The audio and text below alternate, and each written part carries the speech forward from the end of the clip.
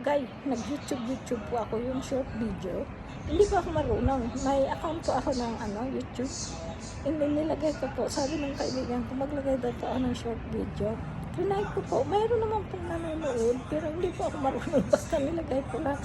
So hindi man hindi ko po alam kung paano yun. Basta nilagay ko lang po ngayon. Kung magkapera, salamat. Kung hindi, salamat. Pero at least one day po, mayroon akong ilo-look back na pag I'm really old na, titignan ko po yung mga post ko na, ay, ito pala yung ginawa ko nung ako 60.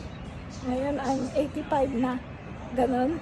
Pag nag-85 years old na po ako, as another 25 years. Oh, titignan ko po, tsaka yung mga kalinga po yun, another 35 years, mga ano na po sila, may mga anak na, married, may mga kids.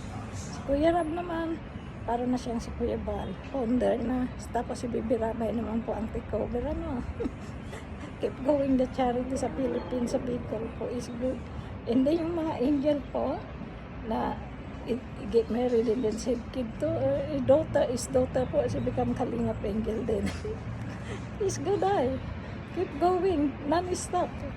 And I hope the YouTube keep going too. And I'm sure Hatim gonna keep going the YouTube forever na.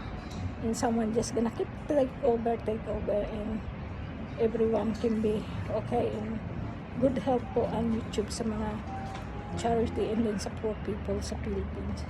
Kaya thank you guys. God bless all the charity in. And then I hope the YouTube keep going and no disappear.